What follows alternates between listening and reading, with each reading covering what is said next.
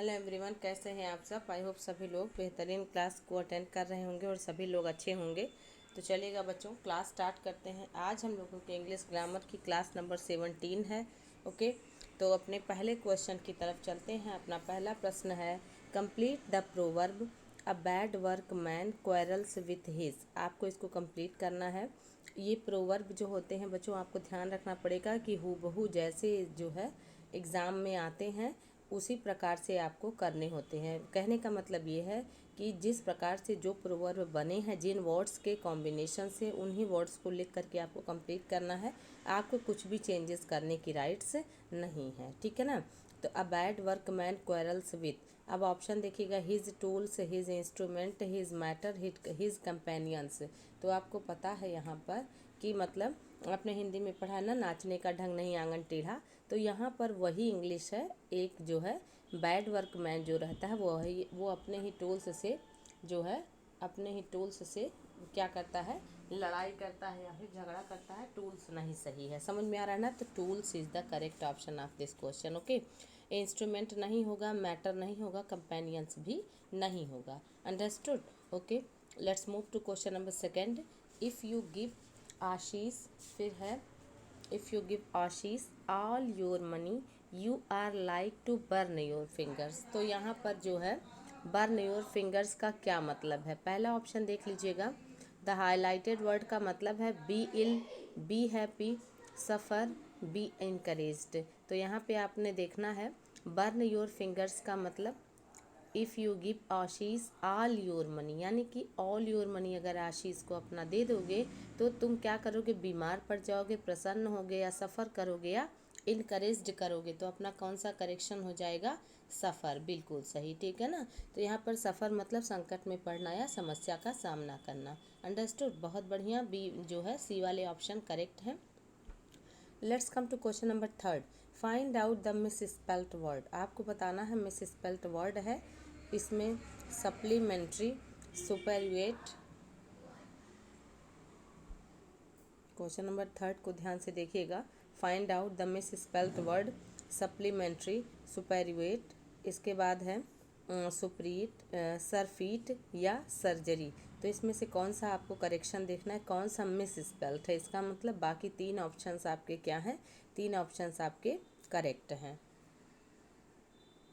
Okay, तो देखिएगा यहाँ पर सप्लीमेंट्री की करेक्ट स्पेलिंग क्या होती है। इसका मतलब होता है पूरक या अतिरिक्त। तो देखिएगा SUPPLEMENTARY, supplementary is the correct spelling. अपने को मिस स्पेल्ट ढूंढना है। दूसरा ऑप्शन देखिएगा, ठीक है ना, सुपरवेट, या इसको क्या बोलेंगे, पकड़ना या सड़ना। तो SUPP, ठीक है ना, SUPPURAT इसकी करेक्ट स्पेलिंग होती है, ये भी करेक्ट है। इनकरेक्ट स्पेलिंग सी ऑप्शन, ठीक है ना, बहुत अच्छे। सी ऑप्शन में है सरफीट की करेक्ट स्पेलिंग होती है SURFEIT। ध्यान रखिएगा, ई के बाद आई आता है। तो यही अपना option number third miss spelt है। और सर्जरी की करेक्ट स्पेलिंग सही है SURGERY। अंडरस्टूड। तो क्वेश्चन नंबर थर्ड का सी ऑप्शन यहाँ पर इनकरेक्ट है, मिस स्पेल्ट ढूंढना था। क्वेश्चन नंबर फोर्थ में भी देखना है। क्वेश्चन नंबर फोर्थ देखिएगा, कह रहा कि which one of the following is correct spelling. तो यहाँ पर देखिएगा लिम्यूसाइन की करेक्ट स्पेलिंग क्या होगी, ठीक है। पहला ऑप्शन देख सकते हैं आप। पहला ऑप्शन है LIMOUSINE, दूसरा है LIMOUSANE, तीसरा है LIMUOSINE और चौथा है LIMOZENE। तो यहाँ पर हम सभी को कौन सा करेक्ट स्पेलिंग है। अच्छा, इसका मीनिंग देख लीजिए बच्चों। तो इसका मीनिंग होता है कई सुविधाओं से पूरे एक नई कार, दैट इज़ कॉल्ड लिम्यूसाइन, ठीक है ना, LIMOUSINE। बहुत अच्छे। तो यही अपना पहला ऑप्शन करेक्ट है। जिन भी बच्चों को ये क्वेश्चन में, ठीक है ना, अगर दिक्कत हुआ हो, गलत हुआ है ना, जिन भी बच्चों का, तो वे बच्चे इसको नोट कर लें, क्योंकि ये स्पेलिंग इम्पॉर्टेंट है और एग्ज़ाम में आया हुआ स्पेलिंग है। ओके, मूव करते हैं क्वेश्चन नंबर फिफ्थ पर। Identify an abstract noun from the words given below, iron, cattle, Thomas या पेन। यहाँ पे अपने को एब्स्ट्रैक्ट नाउन ढूंढना है। तो हम सभी को पता है नाउन 5 प्रकार के होते हैं, proper noun, common noun, material noun, collective noun और एब्स्ट्रैक्ट नाउन। तो यहाँ पर देखना पड़ेगा एब्स्ट्रैक्ट नाउन। तो सबसे पहले एब्स्ट्रैक्ट नाउन क्या होता है, तो हम सभी को पता है which we can not taste, we can not touch, we can not smell, only we can feel, that is called abstract noun. तो हम सभी को पता है ना, जिसको हम महसूस करें। तो लोहा मटेरियल नाउन है, कैटल कलेक्टिव नाउन है, थॉमस प्रॉपर नाउन है, पेन अपना जो है करेक्ट आंसर होगा। बिल्कुल सही, डी वाला ऑप्शन करेक्ट है और डी वाले बच्चे आप सभी लोग करेक्ट जा रहे हैं। क्वेश्चन नंबर 5 का डी ऑप्शन करेक्ट है। ओके, मूव करते हैं क्वेश्चन नंबर 6 पर। My mother is 85 but she, अब आपको एक ब्लैंक स्पेस मिल रहा है। Still read and right without glasses, आपको एबिलिटी बताना पड़ेगा, ठीक है ना। यहाँ पे कह रहा है मेरी माता जी क्या है, 85 की हैं, यानी 85 वर्ष की हैं, और अभी भी वो क्या कर सकती हैं, स्टिल मतलब होता है अभी भी, है ना। रीड एंड राइट कर सकती हैं विदाउट ग्लासेस, यानी कि बिना चश्मे के। तो क्या करेंगे आप, प्रेजेंट को प्रेफरेंस मिलेगा। बहुत अच्छे, बी ऑप्शन करेक्ट है, ठीक है ना। और एबिलिटी बताया ही है ना, और एबिलिटी आपको जो है कैन को शो कराता है। और यहाँ पर देखिएगा माइट पास्ट है, कुड पास्ट है, मस्ट नहीं होगा, नहीं तो ये अनिवार्यता या चाहिए के सेंस में होता है। तो क्वेश्चन नंबर 6 का बी ऑप्शन करेक्ट है। ओके, क्वेश्चन नंबर 7 पर चलेंगे। They bought new furniture for, इसके बाद आपको ब्लैंक स्पेस मिल रहा है। House, theirs house, ours house, their house या योर हाउस, बताइएगा। पॉजेसिव एडजेक्टिव वाले क्वेश्चंस भी आते हैं। क्वेश्चन नंबर 7 में बताइएगा कौन सा होगा। जैसे देखिएगा, अगर आई सब्जेक्ट है तो आई का पॉजेसिव एडजेक्टिव माई होता है। दे सब्जेक्ट है तो दे का पॉजेसिव एडजेक्टिव क्या होता है, देयर। बहुत बढ़िया, ठीक है ना, THEIR। Okay, understood. तो यहाँ पर ऑप्शन नंबर सी करेक्ट है ना। ध्यान रखना होगा बच्चों, पॉजेसिव एडजेक्टिव और पॉजेसिव प्रोनाउन दो होते हैं।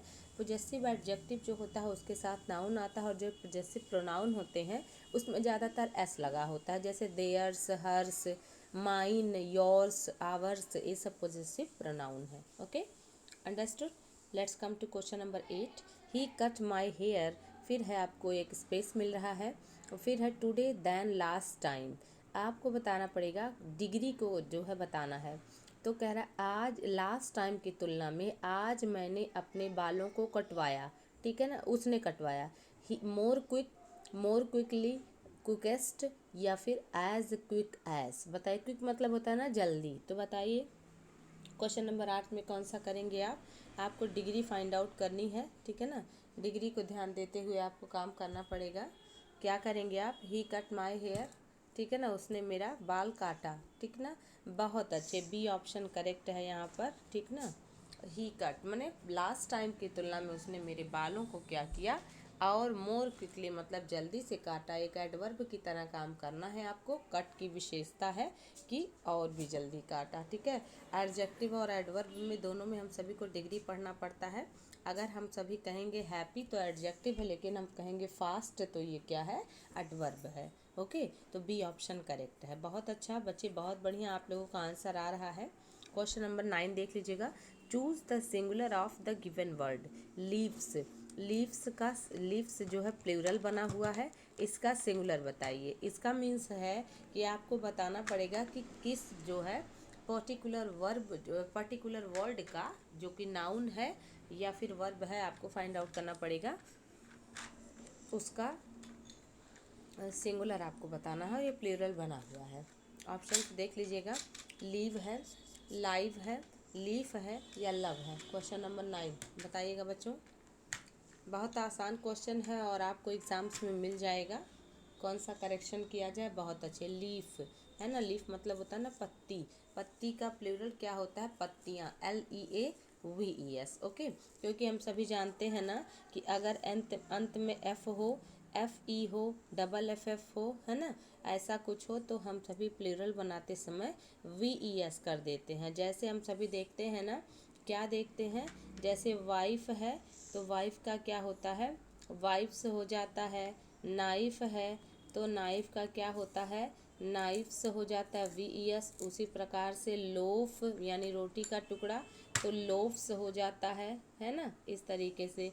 और जैसे लीफ होता है तो लीफ का भी क्या होता है जो है प्लूरल, लीव्स, LEAVES। अंडरस्टूड, बहुत बढ़िया।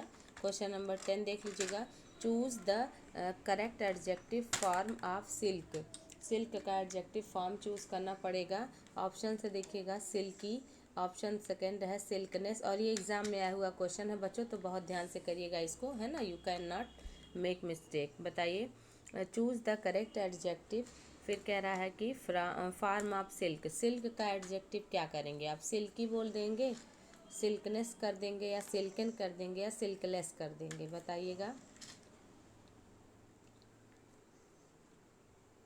आमतौर पे आप सिल्की ला रहे होंगे ना, नहीं, सिल्की नहीं आंसर करेक्ट है। इस क्वेश्चन को आप नोट कर लीजिएगा, इसको आप मतलब हाईलाइट भी कर सकते हैं कि इसको बार बार स्क्रीनशॉट ले लीजिए कि ऐसे क्वेश्चंस आपसे गलत हो सकते हैं। तो सिल्कन होता है, जैसे ब्लैकन आप कहते हैं ना, ब्लैकन एंड वाइट या ब्लैक एंड वाइट, तो यहाँ पर हम सभी को ध्यान देना पड़ेगा। Silken is the adjective of silk, ठीक है ना। सिल्की करेंगे तो सिल्की तो नाउन है, ठीक है ना, याद रखिएगा। जो है सिल्कन एडजेक्टिव है क्वेश्चन नंबर 10 में, ये आया हुआ क्वेश्चन है, नोट करिएगा। क्वेश्चन नंबर 11 पर चलेंगे। That which can not be changed, जिसको आप बदल नहीं कर सकते, उसको क्या बोलते हैं। पहला ऑप्शन देखिएगा, वन वर्ड सब्स्टिट्यूशन है बच्चों, ध्यान से देखिएगा। पहला ऑप्शन है इररिवोकेबल, दूसरा है इम्प्रेग्नेबल, तीसरा है इररेलिवेंट और चौथा है इररिपेरेबल, ठीक है। इसको बताइएगा, और चारों का एक अपना मीनिंग है, एक अपना स्थान है, और बार बार एग्जाम्स में पूछे जाने वाले क्वेश्चंस हैं। ओके, बताइएगा पहला ऑप्शन, दूसरा, तीसरा, चौथा, which one is the correct option for this question, बताइएगा। बहुत बढ़िया, A option is the correct option, है ना। देखिए, कैन नॉट बी चेंज, यानी कि जिसको चेंज ना किया जा सके, अटल, आप बोलते हैं ना, अटल है, ठीक है ना, इसको परिवर्तन नहीं किया जा सकता, ठीक है ना। इम्प्रेग्नेबल का मतलब होता है अभेद्य, जिसको भेदा ना जा सके, ठीक है ना, जिसको जिसमें होल ना किया जा सके, जिसको तोड़ा या जो है भेदा ना जा सके। और इरेलीवेंट मतलब आप जानते हैं ना, इरेलीवेंट क्वेश्चन माने अप्रासंगिक, ठीक है ना, अप्रासंगिक, जिसका जो है उस समय कोई महत्व ना हो। और इरिपेरेबल मतलब जिसको सुधारा ना जा सके, that can not be repaired. Okay, तो इन चारों वर्ड को नोट कर लीजिएगा। क्वेश्चन नंबर 11 का ए ऑप्शन है। टर्न, नेक्स्ट क्वेश्चन है, टर्न कोट का क्या मतलब है। आप जानते हैं ना, टर्न कोट मतलब कहते नहीं हैं हम सभी लोग, गिरगिट की तरह रंग बदलता है, यानी कि जैसे ही सिचुएशन चेंज हो, उसके बोल भी चेंज हो जाए, वो बदल जाए, उसके राय, उसका विचारधारा, है ना, दल बदलू टाइप का, उसको क्या बोलते हैं, टर्न कोट। ऑप्शन से देखेंगे, मैन ऑफ प्रिंसिपल, या फिर पुअर मैन, या फिर a man who changes his opinions. तो आपको मिल गया ना, बहुत बढ़िया। क्वेश्चन नंबर 12 का सी। फिर चौथा देखिएगा, a man who does not change his opinions. तो ऐसा कुछ नहीं है इसमें, इसमें अपना आंसर क्वेश्चन नंबर 12 का सी ऑप्शन करेक्ट होगा। ओके, ध्यान से पढ़िएगा बच्चों, इम्पॉर्टेंट है। क्वेश्चन नंबर 13 देख लीजिएगा। Replace the underlined portion in the following sentence with one word. अब यानी कि जो अंडरलाइंड पोर्शन है वो वन वर्ड सब्स्टिट्यूशन के लिए आपको चुनना होगा। Putting of tomorrow what can be done today, यानी कि जो आज किया जा सकता था उसको आपने कल को टाल दिया, है ना। Is the surest way to failure, और यही जो है सबसे बड़ा कारण है असफलता का, ठीक है ना। तो अगर आप में हो ये चीज़ें तो आप थोड़ा सा क्या करना पड़ेगा, सुधर जाना पड़ेगा, और अनुशासन को अपने जीवन में उतारना पड़ेगा, नहीं तो फिर गलतियां होती रहेंगी। जो आज करना है उसको अभी करना है, कहा गया है ना, काल करे सो आज कर, ठीक है ना। जो कल करना है वो आज करना है। ओके, तो देखिएगा, पुटिंग ऑफ फॉर टुमारो, ठीक ना, what can be done today, यानी कल के लिए आप भी किसी बात को आगे बढ़ा दें जो आज किया जा सकता था, ठीक है। तो क्वेश्चन नंबर 13 के ऑप्शंस पर देख लीजिएगा। पहला ऑप्शन है प्रोक्लेमेशन। इसका मतलब जान लीजिए बच्चों, इसका मतलब होता है सार्वजनिक घोषणा, नोट कर लीजिएगा, ठीक है ना, सार्वजनिक घोषणा, दैट इज कॉल्ड प्रोक्लेमेशन, ठीक है ना, सार्वजनिक घोषणा। ओके, और दूसरा है आपका प्रोफेनेशन। तो प्रोफेनेशन का मतलब होता है ईश्वर निंदा या अवज्ञा करना। नोट कर लीजिएगा बच्चों, इम्पॉर्टेंट है, ईश्वर निंदा या अवज्ञा करना। और प्रोक्रेस्टिनेशन, यही अपना करेक्ट आंसर है, यानी कि टाल मटोल करना, विलंब करना। ठीक है, प्रोक्रेस्टिनेशन नोट कर लीजिएगा। आप कह सकते हैं ना, आई डोंट लाइक प्रोक्रेस्टिनेशन, मुझे आज का काम कल करने में नहीं अच्छा लगता, मुझे टाल मटोल या विलंब करना पसंद नहीं आता। और प्रोलिफरेशन माने होता है फैलाव या विस्तार। ओके, अब नहीं भूलिएगा। क्वेश्चन नंबर 14 पर आ जाएंगे। Choose the correct proposition most people work 8-6। अब कह रहा है फ्राम 8 स्टिल 6, या फ्राम 8/6, या फ्राम 8 to 6, या फॉर 8 till 6। बताइए।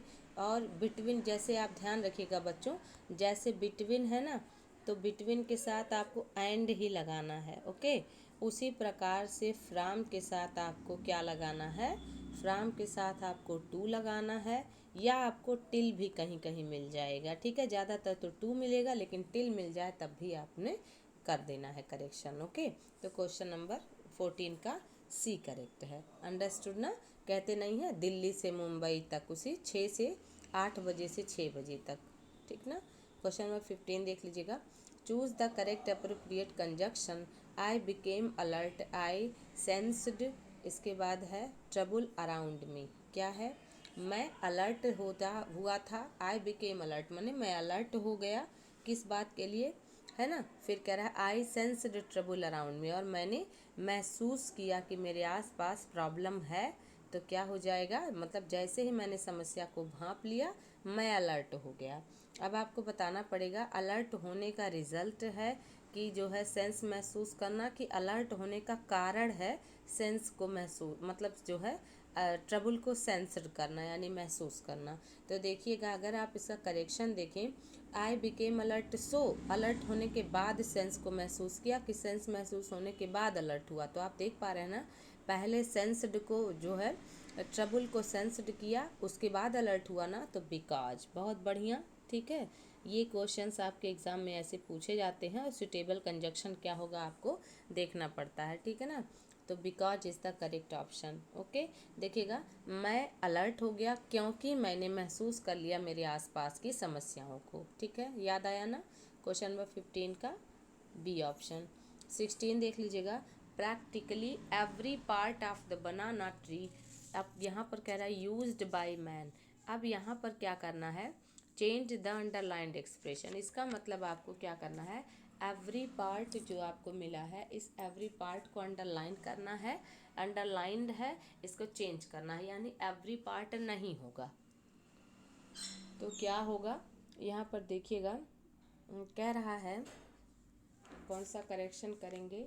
यहाँ पर कह रहा है practically every part of banana tree is by man. तो एक चीज़ याद रखिए बच्चों, जब भी हर एक का सेंस हो तो हमेशा ईच को प्रेफरेंस मिलता है। ठीक है ना, each part of the banana tree, यानी बनाना ट्री का हर एक पार्ट मनुष्य के द्वारा प्रयोग किया जाता है।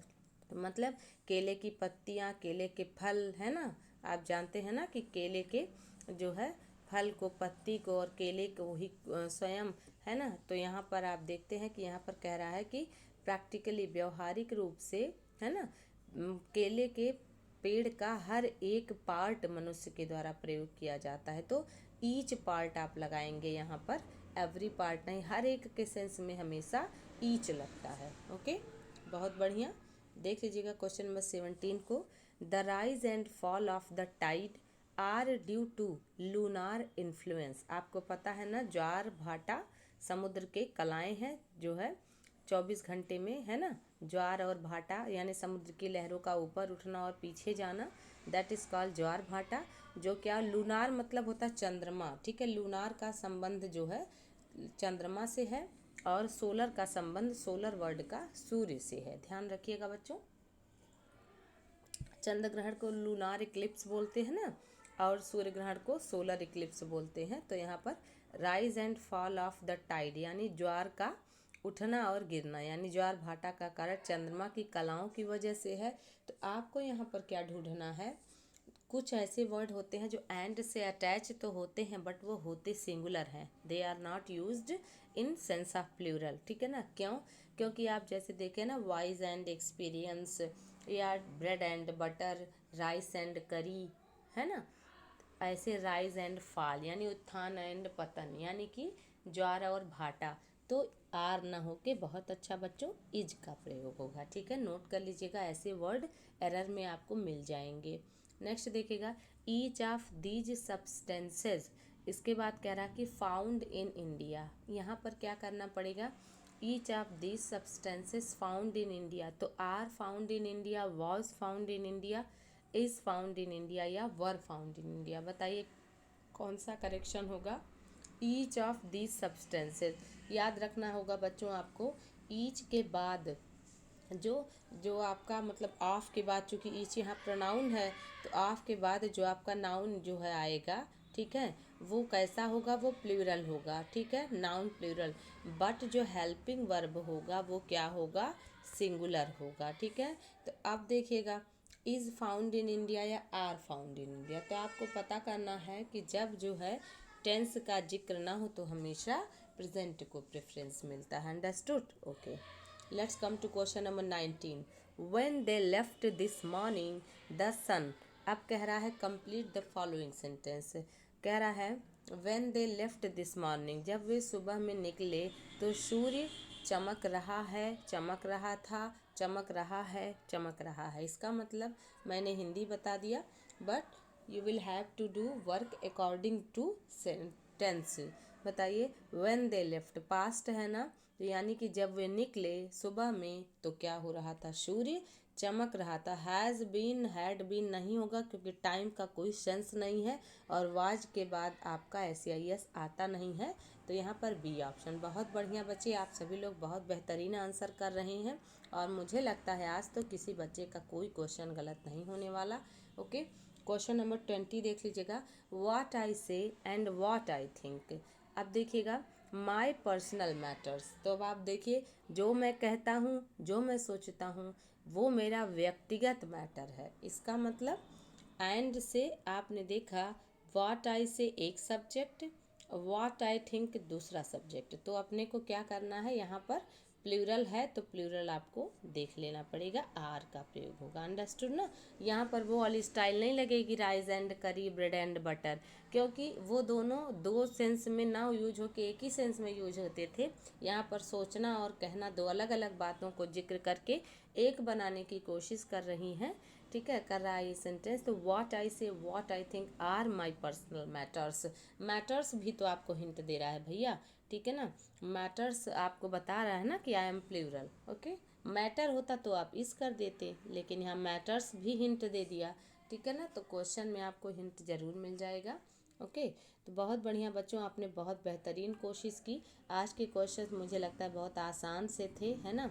एक आध क्वेश्चन को अगर मैं थोड़ा सा ध्यान दूं तो बाकी क्वेश्चंस बहुत आसान थे, और आज तो सभी बच्चों का करेक्ट हुआ होगा, है ना। ऐसे ही मेहनत करते रहिए, खुश रहिए, स्वस्थ रहिए, पूरी एनर्जी के साथ खूब मन से पढ़िए। मिलते हैं नेक्स्ट क्लास में बच्चों। वीडियो को शेयर कर दीजिएगा, लाइक कर दीजिएगा, और अपने स्कोर, अपने अनुभव ज़रूर बताइएगा कि क्लास को लेकर के आपको क्या फील हुआ, है ना। Thank you so much. मिलते हैं नेक्स्ट क्लास में। Thanks a lot. खूब मेहनत से पढ़िएगा ताकि आपका एग्ज़ाम में अच्छे से सिलेक्शन हो जाए और आप अपने सपनों को पूरा कर पाएँ, okay. Thanks a lot, thank you so much.